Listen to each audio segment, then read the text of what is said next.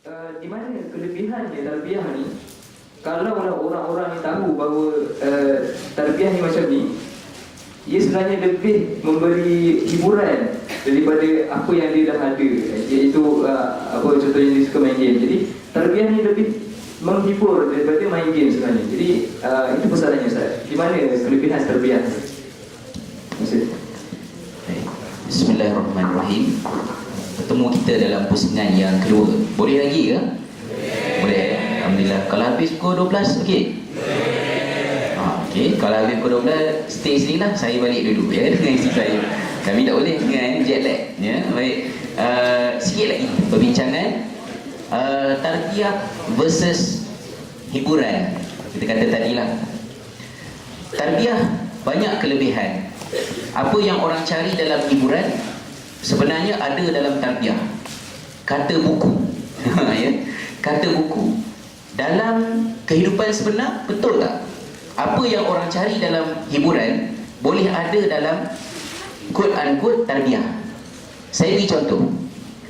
Saya balik daripada UIA ya, kelas saya habis lewat petang, naik LRT, nak tukar stesen, tukar line lah masa tu waktu maghrib. Jadi saya singgah semayang di sebuah masjid. Tak sebutlah masjid apa kan di antara dua line tadi. Jadi masa semayang, lepas semayang maghrib, saya terdengar di dalam, sebelah dalam masjid tu ada ceramah kuliah maghrib. Jadi ustaz yang ceramah ni dia kata, insya-Allah pada malam ni kita akan sama-sama membincangkan tentang 6 sifat mahmudah dan 6 sifat mazmumah.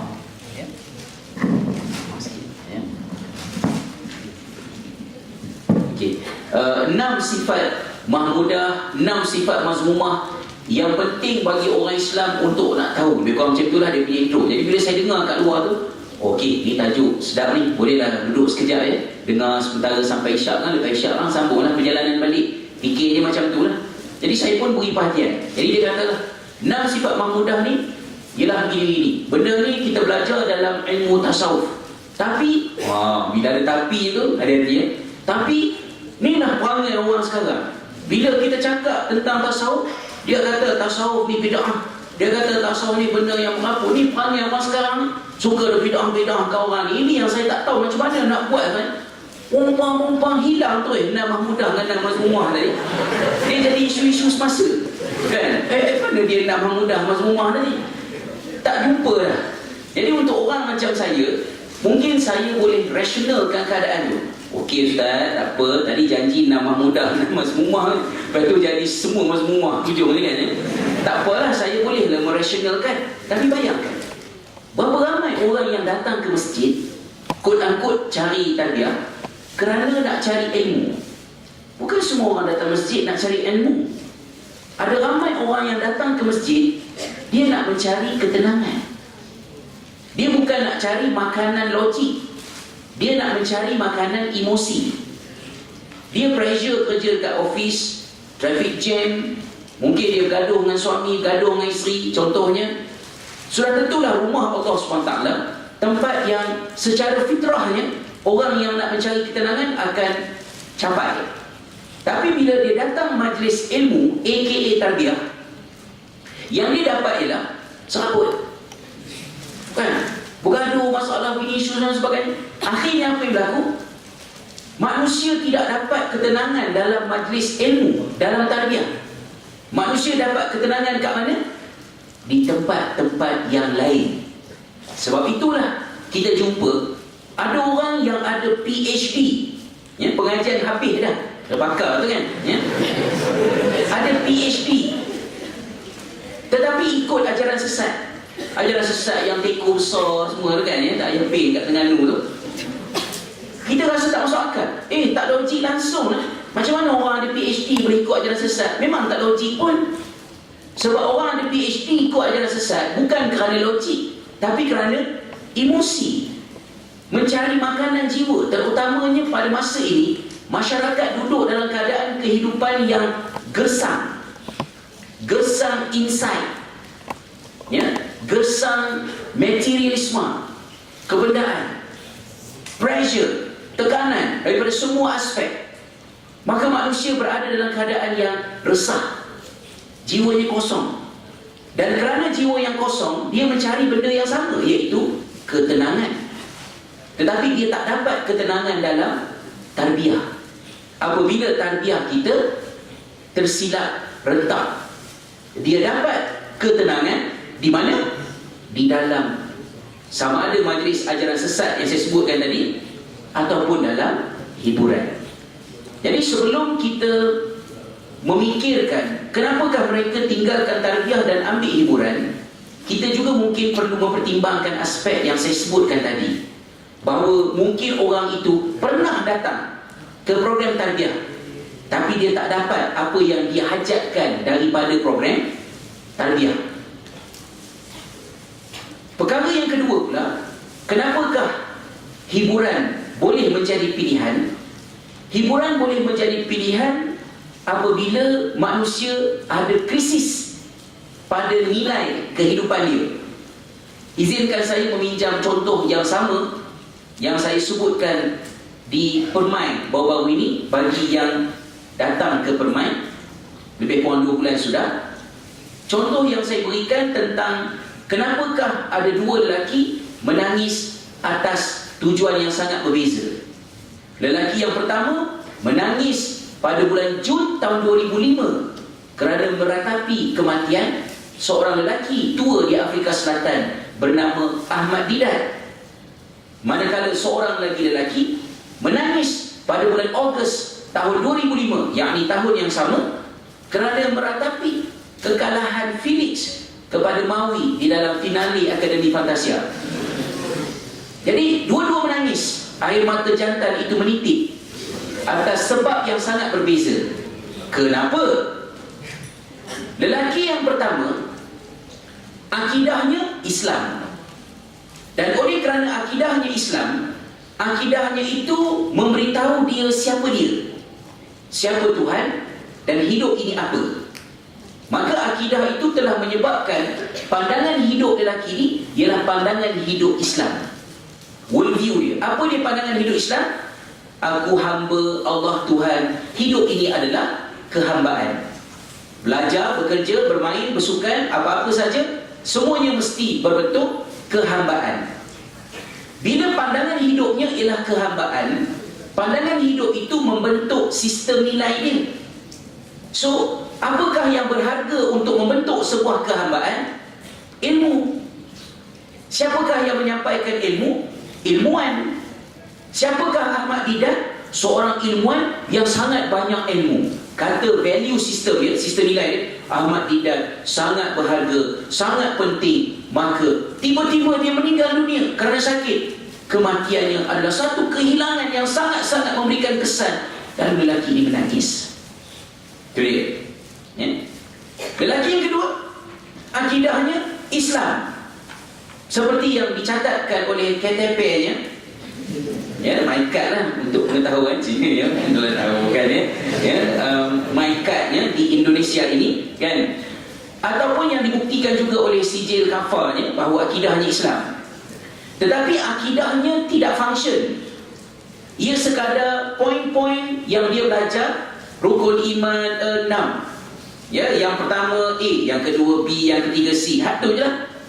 Bila akidahnya tidak function, maka pandangan hidup dia bukan pandangan hidup Islam. Pandangan hidup dia ialah mengikut naluri dia, iaitu benda-benda yang menyusahkan, hindarkan. Benda-benda yang menyeronokkan, galakkan. Pain versus pleasure. Ya, kalau orang minat falsafah, nama dia utilitarianism. It's all about pain versus pleasure. Painful, avoid. Pleasure, encourage. Galakkan. Siapakah Ahmad Didat? Entah. Untuk mengetahui siapa Ahmad Didat sangat membosankan. It's a very painful process. So saya tak nak beritahu. So tak masuk pun dalam agenda hidup dia. Buat ceramah Ahmad Didat, whatever, kan, ya, tak tertarik pun. Value system dia tak bagi apa-apa respon. Felix taklah kenal sangat, tapi masa dia buka mulut, tersentuh hatiku. Separuh kerusinganku hilang kerana merdunya alunan suara dia, dan hilangnya separuh kerusingan kerana merdunya suara is something yang sangat berharga. Maka dia mesti disokong untuk menjadi juara. Justru saya menginfakkan RM500 gaji bulan ini untuk afundi dia. Afundi. So bagi kalah, Mawi menang. Bila kalah, dia menangis. Kenapa dia menangis? Pertama, yang dapat nombor 2 payah nak survive. So kita bakal kehilangan Felix. Yang kedua, aku dah rugi RM500, dan apa yang aku pilih itu tak benar, maka dia menangis. Jadi sahabat-sahabat, orang yang minat hiburan boleh dipahami dalam bentuk yang simple, boleh dipahami dalam bentuk yang complicated. Bentuk yang complicated ialah yang saya sebutkan tadi, kerana sistem nilai dia. Justru kalau kita nak bersaing dengan hiburan, tarbiyah mesti bernilai, valuable. Dan tarbiyah menyediakan apa yang diperlukan oleh masyarakat. Kita sedih, apa yang masyarakat perlukan? Yang pertama, ilmu. Yang makanan akal. Yang kedua, makanan hati. Dan yang ketiga, didikan untuk menundukkan nafsu. Beri makanan akal supaya manusia tahu. Beri makanan hati supaya manusia mahu. Berikan latihan untuk melembutkan nafsu supaya dia jadi mampu. Dan bila dia mampu, baru dia boleh buat. So, kelebihan yang ada dalam tarbiyah ialah benda-benda itu ada, tersedia, menanti untuk diguna pakai. Berbeza dengan hiburan. Justru kalau kita nak beritahu pada mereka, datanglah program tarbiyah, sebab program tarbiyah ni ada gini, dia tak jadi macam tu. Yang perlu dibuatnya ialah kita buat program yang ada unsur-unsur macam tu dan gunakan kebijaksanaan. Nak belajar daripada siapa? Kalau tanya saya lah, Ustaz Azizan nak belajar tarbiyah daripada siapa? Saya rasa antara cikgu yang paling berpotensi untuk mengajar saya makna tarbiyah pada tahun 2012 ni ialah orang-orang marketing dan advertisement. Ya? Sebab orang-orang iklan, mereka tidak ada kemewahan seperti saya. Apa kemewahannya? Ustaz diberi masa 15 minit untuk cakap. 15 minit siut. Kan? Suka hati saya lah, pek, bawa contoh tak kena apa semua kan. Suka hati saya lah. Tapi orang iklan, dia tak ada advantage, privilege tu. Dia diberi masa 10 saat. We give you 10 seconds. Hujung iklan, orang kena beli barang. So adakah orang iklan akan berceramah dalam pasal tuan-tuan dan puan-puan, ya, izinkan saya berdiri di hadapan ini untuk menjelaskan dalam kata-kata yang mudah dipahami bahawa barang ini yang saya masukkan barang ini. Habis dah susah kan? Tak sampai message pun. So apa yang dibuat? Orang marketing, orang advertisement, dia kena study human, manusia. Ya? Macam mana manusia respon? Jadi dibuatkan kaedah, iklan yang berkesan ialah iklan yang show, bukan tell. Iklan show. Contoh iklan show, adik-adik boleh recall balik iklan-iklan Selamat Hari Raya Petronas. Dia tak tell, tak ada dialog pun setengahnya. Yang pakcik bawa payung dengan laki-laki bawa kereta, nak tumpangkan tidak kan. Tak ada dialog pun. Tetapi message dia sangat powerful. Berbeza dengan iklan yang tell. Macam iklan tell tu, iklan PT-PTN. No offense lah ya. Saya tak ada masalah PTN kan. Apa ni? Assalamualaikum. Waalaikumsalam. Oh, jemputlah Nais, selamat hari raya. Wah, cantiknya hiasan rumah ni tahun ni. Itulah. Ni nak tanya, kamu dah menabung ke untuk PT-PTN? PT-PTN tu apa? PT-PTN ni ialah satu program tabungan untuk bantu anak kamu sambung belajar bila dah membesar nanti. Oh, dalaman macam mana nak tahu tentang maklumat lanjut PTN? Layarilah www.ptptn.gov.my. Kami daripada PTPTN mengucapkan selamat Hari Raya Aidilfitri. Tu ceramah, itu iklan tel. Bila iklan tel, kita pun tak ingat iklan mana satu. Tak Ustaz Azhar reka je kan, mana satu kan. Kita tak ingat. Kenapa? Sebab iklan tu tidak patuh hukum sunnatullah, psikologi manusia. So iklan yang powerful ialah iklan yang Dia study, manusia macam syap 10 saat, akhirnya orang nak beli barang. Jadi saya sebagai pendakwa, sebagai orang tarbiyah, saya kena belajar daripada orang marketing. Apa kekuatan yang ada pada mereka? 10 saat objektif tercapai. Saya 10 semester, makin lama makin sikit orang datang program. Kenapa kan?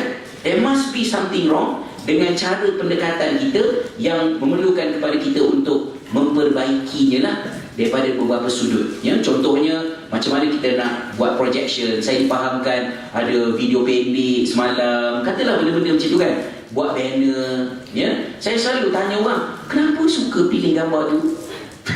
Gambar banner tadi kan ya, besar sangat kan ya, gambar saya 2 tahun sudah lah, apa heran beli sendiri kan ya, besar sangat. Jadi saya tanya lah, kenapa macam yang poster yang ni lagi best. Saya rasa sebelah Dr. Munah tu ada saya. Tapi saya tu telah dipotong, ya.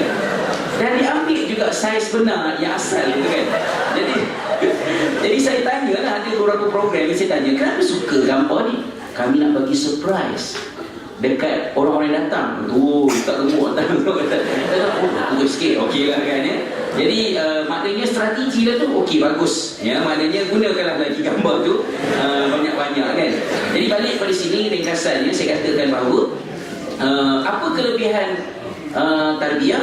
Kelebihan tarbiyah, dia full of prospect, dia sangat manusiawi. Saya boleh ringkaskan, tarbiyah itu ialah message Rabbani, pendekatan manusiawi.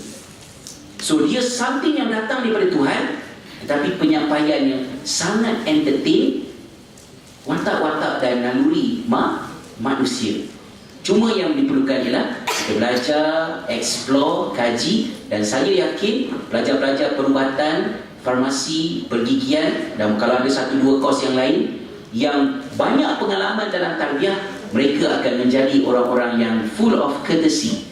Ya, apabila mereka kerja nanti, mereka pandai interact dengan orang, mereka pandai berbudi bahasa. Kalau ditakdirkan mereka dah bosan-bosan nak minta kerja dengan saya contohnya lah ya, macam besar sangat syarikat, dia akan hantar surat yang proper. Tak adalah dia hantar yang saya selalu sebut tu, sekem start, saya punya start, pak start ada je sentak. Saya bala besar saya asap. Wah, ya, dah asap tak ujung kan. Asap kemian, asap motor saya tak tahu kan ya. Assalamualaikum Ustaz, saya nak tanya kat tempat Ustaz ada kerja kosong ke? Sila balas mesej saya as soon as possible. Tulis elok. Ini dah lah tulis bahasa macam tu. Ya, lepas tu resume tak ada. Kemudian email pula itik@akhirzaman.gmail.com. Siapa nak employ itik kan ya? Serius lah sikit. Contohnya, kenapa jadinya tu? Biasanya orang sini lah orang yang tak berpersatuan, orang yang tidak ada involved dalam benda sini, dia tak biasa macam mana nak contact dengan orang. Jadi saya rasa kalau adik-adik boleh banyak terbabit dalam program-program so-called tarbiyah ni, dia bukan hanya untuk keislaman kita yang kita nak bentuk, which is very important, tapi juga dia sebenarnya prepare kita untuk jadi orang-orang yang profesional, untuk jadi orang-orang yang lebih outstanding apabila kita masuk ke alam pekerjaan nanti, kerana kesan-kesan baik daripada tarbiyah itulah. Wallahu a'lam. Itulah sedikit respon saya. Saya serahkan semua pada perubahan zaman berlaku, maknanya semakin banyak cabaran-cabaran yang datang kepada kita. Dan persoalan kat sini adalah kita dah bercakap tentang tarbiyah tadi, bagaimana dia merangkumi keseluruhan kehidupan kita. Mana banyak benda yang dia cover, banyak benda yang dia rangkumi. Jadi bagaimana maksudnya di manakah perlunya tarbiyah itu untuk kita menghadapi cabaran-cabaran yang bakal kita hadapi sewaktu di kejayaan ini, insyaAllah. Silakan Dr. Munah. Bismillahirrahmanirrahim. Terima kasih kembali kepada sahabat pengurusi. Okey, tajuk soalan tu macam Ustaz dah banyak dah jawab, rasanya saya tolong pendekkan je lah. Okey, setakat ni faham ke tarbiyah ni kan? Sebab masih lagi perkataan tu tarbiyah. Faham ke dia actually dia membentuk proses anything di persekitaran kita yang membentuk atau mendidik kita ke arah kebaikan. So anything, not just program. Bila nampak kita licik kan program saja dan kita tak nampak apa jua dalam kehidupan kita dari start kita bangun tidur sampai lagi kita tidur balik. So daripada kita gosok gigi sepak batu nak pergi sekolah, kita naik apa nama kenderaan tu? Angkut tu terjatuh ke apa ke, whatever. So tu semua tarbiyah. Apa jua yang berlaku dalam diri kita, tarbiyah. Tapi tarbiyah ni ada dua jenis lah, kita pasti. Kita tahu kan, sama ada dia yang direct tarbiyah, memang program umum macam ni, ataupun tarbiyah tu ataupun anything yang berada di persekitaran yang dapat memberikan kita pengajaran kehidupan, itu pun tarbiyah. Jadi apa jua kita for the future, yang Ustaz kata futuristic tadi, yang prepare kita untuk for the future tu lah tarbiyah sebenarnya. So nak kata sekarang ni lagi teruk ke apa ke, sebenarnya dulu dah teruk. Cuma sekarang ni orang lagi teruk kot, sebab lagi banyak hedonism berbanding orang zaman dulu. Orang zaman dulu kita tak nampak, sebab kita ni dah akhir zaman. So lagi banyak dia punya ujian, lagi banyak dia punya hedonism, lagi banyak dia punya distraction berbanding orang-orang dulu. Kita tengok filem-filem zaman dulu, orang-orang ni muka macam mana? Nampak baik tak zaman Piramli? Even kalau kita tengok movie orang putih pun muka dia baik je, walaupun dia orang putih kan. Tapi orang sekarang tengok, ya Allah, tengok hand dressing. Orang zaman dulu, walaupun dia berlakon putih, tapi dia masih tutup aurat. Walaupun tak tutup aurat, tutup muka, rambut semua, tapi dia tak mendedahkan dada, tak macam orang sekarang. Orang sekarang lagi teruk. Jadi kita kena, bila kita nampak future kita ke arah nak kiamat tu, maknanya kita kena upgrade lah kita punya tarbiyah. Kalau masa dulu tarbiyah dia macam ni, sebab orang dia macam tu. Tapi sekarang orang ni lagi banyak distraction. Balik Malaysia ada distraction, kat sini pun ada karaoke, kat Malaysia lagi teruk kan. Jadi tarbiyah kita kena upgrade. Dan bukan yang macam dulu kita punya tarbiyah biasa-biasa. So bila kita faham tarbiyah, kita upgrade tarbiyah kita dalam apa jua keadaan kita. Kita faham kan, kita nampak. Tapi saya nak cerita pasal aplikasi kerja ni. So, macam siang tadi dah lah, ada orang tanya macam mana nak apply kan kerja, apakah keperluan tarbiyah untuk prepare kita dalam kerja. Saya rasa susah sebab adik-adik belum lagi kerja, tak nampak apa itu tarbiyah. Macam lah kita ambil history taking kan, yang sekarang adik-adik buat, dia bawa belajar teori macam nak history taking, tapi belum lagi trade passion kan. So bila nak cerita pasal apa keperluan tarbiyah dalam preparation untuk kerjaya tu, nak cerita boleh, tapi mungkin tak full understanding sebab kita tak berada lagi dalam suasana pekerjaan tu. Saya boleh ceritalah, saya punya ujian macam ni, apa pressure saya, apa tanggungjawab, apa pressure sebagai isteri, apa pressure sebagai isteri penceramah macam mana. So saya boleh cerita. Tapi nak bagi adik faham, mungkin tak 100% sebab you all tak berada lagi dalam keadaan tu. Tapi kita tahu, saya bagi tahu, husband saya bagi tahu apa dia gambaran macam mana kan. So nanti bila dah bekerja nanti, macam mana nak, ada orang tanya tadi macam mana nak manage masa kan. Itu semua preparation kita lah sekarang ni lah. Macam ada tadi Mahirah tanya kan, banyak sangat program. Ada program baik, ada program apa iman, ada program apa lagi UST, banyak sangat program. Sampai ada orang tanya, tak boleh ke fokus usrah saja kan? Kenapa perlu pergi program-program lain yang non-Melayu kan? Ada program yang ada campur Chinese kan? Saya dipahamkan kat sini macam variety. Saya pun jealous. Masa saya kat Island tak ada macam tu tau. Banyak ni program kat sini. Amazed tengok adik-adik yang pandai bahagi masa kan. Sebab itu satu preparation kita untuk dunia yang lebih ramai manusia. Bila dah kerja nanti ada Chinese, ada non-Malays, ada foreigners, macam Pangai, macam PAL, dengan passion kan. Itu semua preparation. Saya suka program dekat Bandung ni, very variety. So kalau adik-adik berjaya pergi program yang macam very international ni, very non-Malay, gabung macam-macam, sebenarnya itulah proses tarbiyah. Prepare kita untuk face the world. Macam-macam perangai orang kat dunia ni kan. Bila you start kerja nanti, bos perangai macam ni, kita punya colleague macam ni. Itu semua preparation. Itulah tarbiyah. Apa yang kita, daily activities kita, as simple as siapa nak basuh toilet hari ni, saya duduk cerita pasal toilet je daripada pagi tadi sebenarnya. Kan? Itu semua tarbiyah. Komunikasi dengan kawan, dengan sekeliling kita, tarbiyah. Not just usrah. Bukan saja, tapi usrah is part of tarbiyah. Sebab kita tahu, kita punya tarbiyah ada banyak level. Kita tahu, first kena start, kita cerita pasal usrah asas. Di usrah asas, kita cerita pasal Islam, iman, ibadah, semua tu kena ceritalah kan. And then, kita masuk yang lebih level lebih tinggi, kita tengok adik-adik kita macam mana. Diri kita pun kena tarbiyah, not just orang sekeliling kita. Kita kena upgrade diri kita untuk lebih memahami Islam. Kalau dulu kita punya pengetahuan tentang Islam tentang solat 5 waktu, kita upgrade solat sunat kan, apa lagi, solat jamak, solat kasar. Itu kita punya upgrade progress kita punya diri kan. Jadi tarbiyah kena berkala terus. Bila kita umur kita meningkat, kita kena improvekan kita punya tarbiyah macam tu. Kita tak boleh macam stop sekejap macam ni, sekejap stop macam tu. Mesti sentiasa continuous je tarbiyah kita. Dan lagi satu tarbiyah, kita kena sabar. Kadang-kadang kita nampak nak tengok outcome je kan, tarbiyah ni kan. Nak tengok, berapa orang datang program malam ni. Tak sampai 70 ke, kita dah frust kan, tak ramai adik datang kan. No, sebenarnya tarbiyah tengok apa usaha kita sebenarnya. Setakat mana kita usaha itu yang Allah nilai, bukan berapa ramai orang datang. Macam kalau kita tengok Nabi Nuh kan, kalau ikutkan Nabi Nuh berapa tahun dia mentarbiyah dia punya umat kan. Berapa orang je yang datang, dan even isteri dan anak dia pun tak masuk dalam bersama dengan dia punya proses dakwah kan. Jadi itulah tarbiyah. Dia kena berterus, and then bukan tengok pada outcome, tengok pada usaha kita lah. Dan kita kena faham back to konsep yang asal tadi adalah faham. Faham. Kalau kita tak faham tarbiyah tu very dynamic, seni, dan kita tend to very rigid lah dalam usaha kita. That's why bila kita tak faham, kita tak, bila pergi bekerja pun kita tend to lost with the system, with the strength yang kita ada. Kita tak boleh nak grab the information ataupun ilmu yang ada kita pun dari tarbiyah itu. Allah.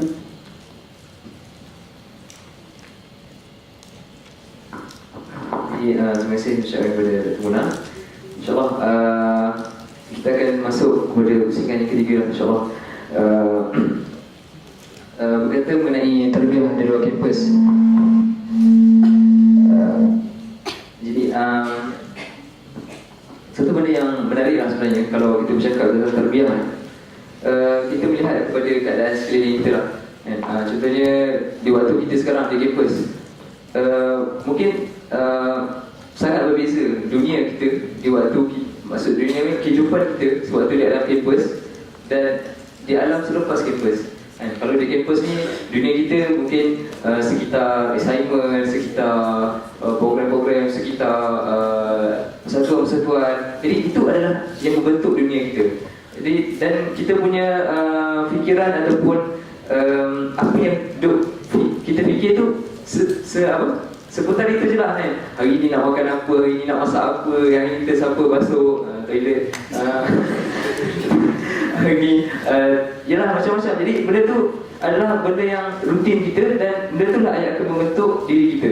Jadi persoalan kat sini, apabila di luar kampus, kita akan lebih, kita terjun ke dalam masyarakat, kita terjun kepada dunia yang lebih besar, dimensi yang baru. Contohnya kita bila bekerja ni, kita bersembang dengan nurse, takkanlah contohnya lah kita bersembang dengan rakan-rakan sekerja, takkanlah kita nak sembang awak masak apa kat rumah semalam, tak adalah kan. Jadi mungkin kualiti perbincangan tu lebih tinggi. Contohnya kita berdepan dengan politik, berdepan dengan kebudayaan, berdepan dengan kerjaya, keluarga, macam-macam.